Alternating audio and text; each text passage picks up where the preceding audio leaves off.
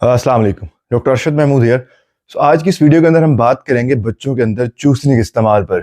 क्या क्या बच्चों को चूसनी देनी चाहिए, नहीं देनी चाहिए, कब से आप दे सकते हैं इसको, कब तक देनी चाहिए, कौन सी कंपनी की देनी चाहिए, कैसे इसको साफ करना है, और इससे मुतालिक तमाम सवालात इस वीडियो के अंदर हम डिटेल में डिस्कस करेंगे।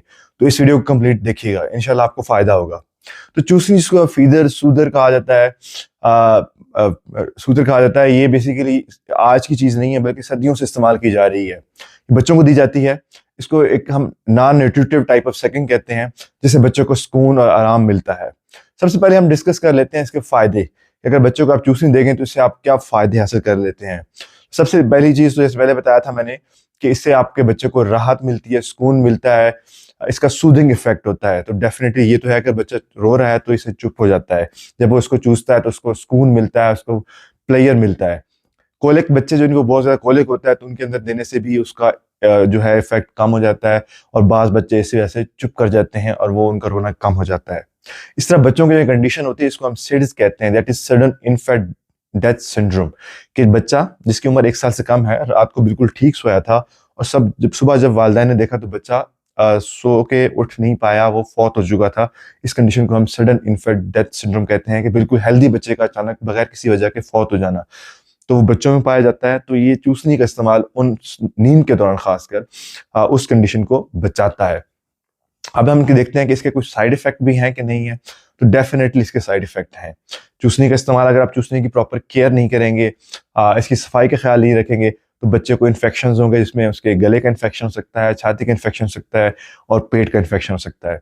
स्टडीज में दिखाया गया है, इसमें 100% नहीं है लेकिन स्टडीज शो करती हैं कि बच्चों के अंदर और भी मसाइल आते हैं, जैसा कि बच्चों के अंदर मदर फीट का एस्टेब्लिश ना होना। अगर बच्चा मदर फीट पे है तो उसका छूट जाना।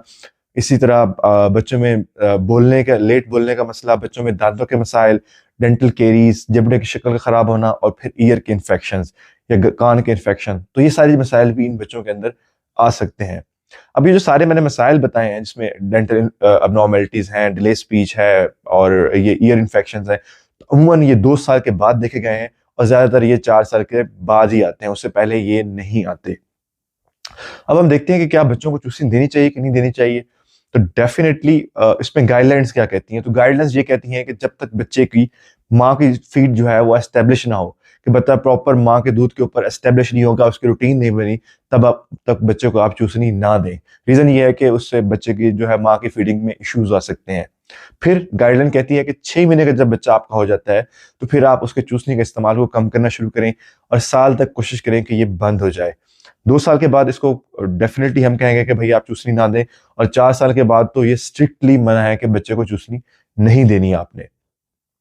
अब हम देख लेते हैं कि हमारे मुल्क में क्या सिनेरियो है। तो डेफिनेटली हम एक ऐसे कंट्री में रह रहे हैं जहाँ के ज्यादातर जो एरिया है उसका टेम्परेचर गर्म मरतूब है, गर्मी होती है, मक्खियाँ होती हैं, और हमारी सोशल इकोनॉमिक स्टेटस ऐसा है कि हाइजीन का इतना ख्याल नहीं रखा जा सकता।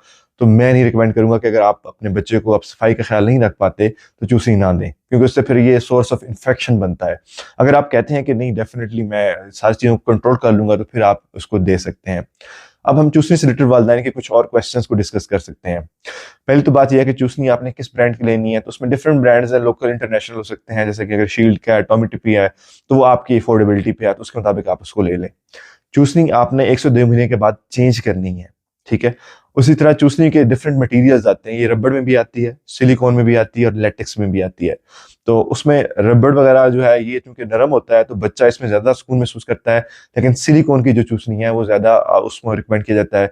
उसका रीजन ये है कि उसका जो मटेरियल होता है वो ड्यूरेबल होता है, और वो उससे टूटता नहीं है। सिलिकॉन की चूसनी जो है सबसे बेहतर होती है इनमें से। जब भी आपने चूसनी लेनी है तो सबसे पहले आपने उसको स्टेरिलाइज करना है। स्टेरिलाइज करने के लिए आप उसको चूसनी को लें, और गर्म पानी या बॉइलिंग वाटर है उसके अंदर 3 से 5 मिनट के लिए रखें, तो आपकी चूसनी स्टेरिलाइज हो जाएगी। तो जब भी आप नई चूसनी लेंगे तो आपने ये काम करना है। फिर सेकंड टाइम जब भी आप चूसनी को इस्तेमाल करते हैं तो फिर आपने बच्चे को देने से पहले उसको वॉश करना है।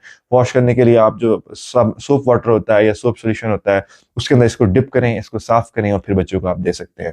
तो उम्र हम ये कहते हैं कि 102 महीने के बाद उसको रिप्लेस कर लें, और कुछ वालिदैन क्या करते हैं कि चूसनी के ऊपर कोई शहद वगैरह लगा देते हैं या कोई और मीठी चीज़ लगा के बच्चों को चूसनी दे देते हैं कि बच्चा उसे पीता रहेगा।